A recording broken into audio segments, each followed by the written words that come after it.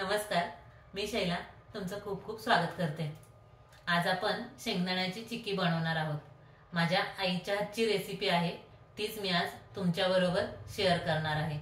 तर उपवास असेल किंवा काहीतरी जर आपल्याला गोड खाण्याची इच्छा झाली तर पटकन काय होणार, तर मग शेंगदाण्याची चिक्की ती कशी बनवायची तेच मी आज तुमच्या बरोबर शेअर करते। तर चला आपण वेळ न घालवता शेंगदाण्याची चिक्की बनवायला सुरुवात करूया। आज आपण शेंगदाणा चिक्की बनवणार आहोत। तर त्यासाठी सर्वप्रथम आपण शेंगदाणे भाजून घेऊया। कढई गरम झालेली आहे। कढई गरम झाल्यानंतर गॅसची फ्लेम लो करायची। मी 200 ग्राम शेंगदाणे घेतलेले आहेत। शेंगदाणे आपण लो टू मीडियम फ्लेम वरती भाजून घेणार आहोत। छान खरपूस भाजून घ्यायचे। तर हे पहा, शेंगदाणे भाजताना छान चटचट असा आवाज यायला लागलेला आहे। मी एक 5 मिनिटं लो फ्लेम वरतीच शेंगदाणे भाजून घेतलेले आहेत, तुम्ही पाहू शकता। तर छान शेंगदाणे भाजले गेलेले आहेत। हे पहा, अशा पद्धतीने भाजून घ्यायचे शेंगदाणे। आपण एक काढून घेऊया।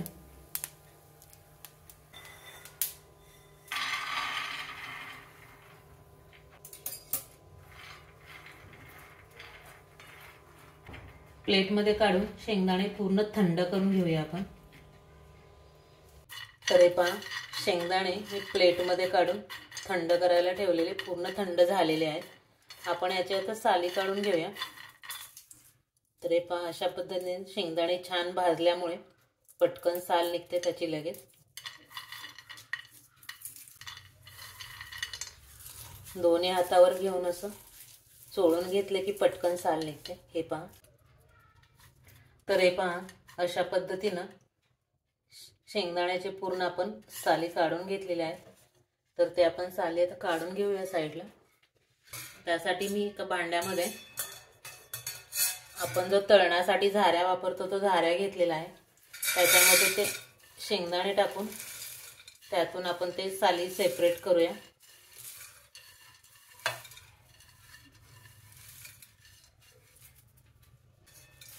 तर हे पहा, अशा पद्धतीने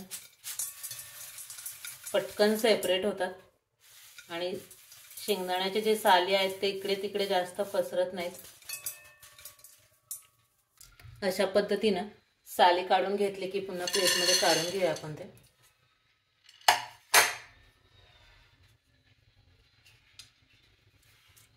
या सालींमध्ये जे शेंगदाण्याचे डाळी पडलेले आहेत त्याही मी काढून घेते।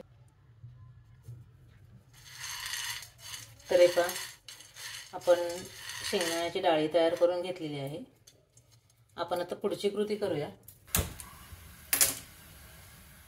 कढई गरम करून घेऊया आपण।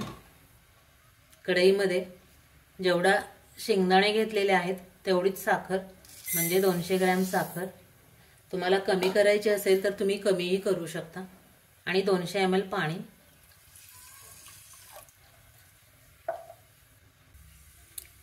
साखर विरघळायला लागली की गॅसची फ्लेम लो करायची। लो फ्लेम वरतीच साखर विरघळून आपल्याला साखरेचा 2 तारी पाक तयार करायचा। आपला जोपर्यंत पाक तयार होतोय तोपर्यंत मी इको पेपरला थोडंसं तूप लावून घेते। आपला पाक तयार झालाय की नाही आपण ते चेक करूया। त्यासाठी प्लेट मध्ये पाकाचा 1 ते 2 ड्रॉप टाकून चेक करूया आपण। हे पहा, तो पसरतोय, याचाच अर्थ अजून पाक होण्याची गरज आहे। आपला 2 तारी पाक तयार नाहीये। आपण पुन्हा एकदा प्लेट मध्ये थोडासा पाक टाकून चेक करूया। तर हे पहा, आपण पाक टाकल्यानंतर तो स्प्रेड होत नाहीये, याचाच अर्थ आपला 2 तारी पाक तयार झालेला आहे। गॅस बंद करूया। गॅस बंद करून आपण जे शेंगदाण्याची डाळी करून घेतलेले ते डाळी आणि 1 चमचा वेलदोड्याचे मी दाणे घेतलेले आहेत। पूड केलेली नाहीये, कारण आपण खाताना ती दाताखाली आली की छान लागते, त्याच्यामुळे 1 चमचा वेलदोड्याचे दाणे,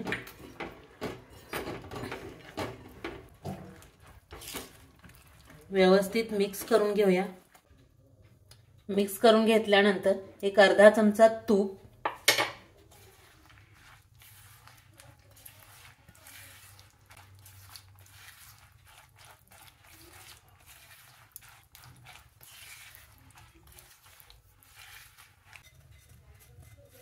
इकोबेक पेपरवर काढून घेऊया आपण।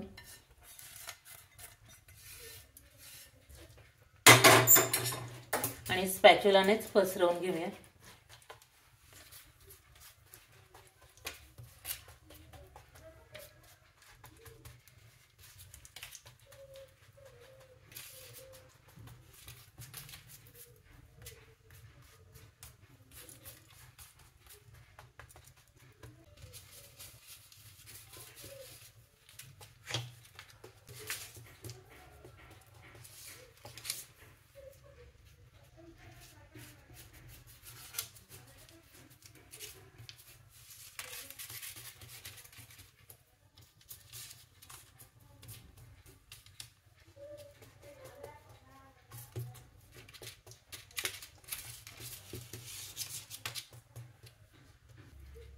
थोडा वेळ थंड होण्यासाठी ठेवूया।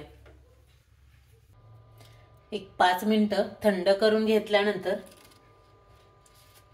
आपण हलकेच कट करून घेऊया।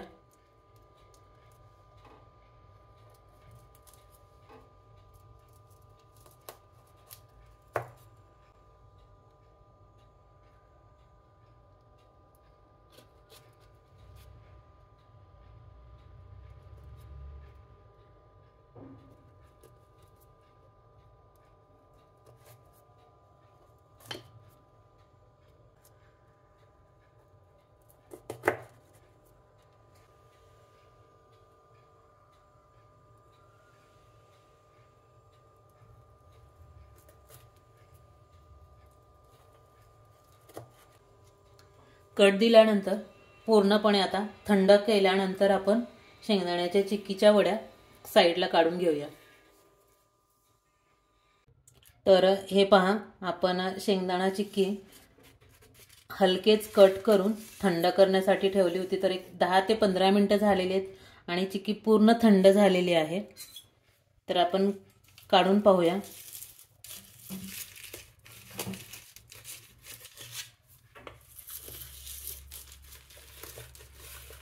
तुम्ही पाहू शकता अगदी अलगद निघते।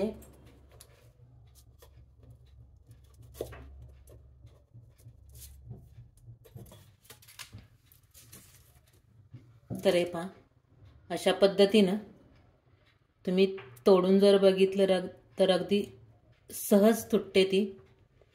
छान क्रिस्पी आणि खुसखुशीत अशी झालेली आहे। पहा, मी खाऊनही पाहते, टेस्ट कशी झाली आहे ती सांगते मी तुम्हाला।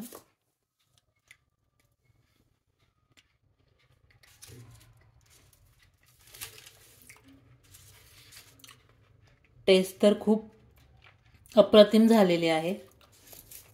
तुम्ही नक्की ट्राय करून बघा। आपण त्याच्यामध्ये जो अख्खा वेलदोडा घातलेला आहे, तो वेलदोडा दाताखाली आला की त्याची आणखीनच एक वेगळीच चव येते। त्यामुळे माझ्या आईच्या हातची रेसिपी मी आज तुमच्याबरोबर शेअर केलेली आहे। कशी होते ते मला तुम्ही नक्की कमेंट्समध्ये सांगा।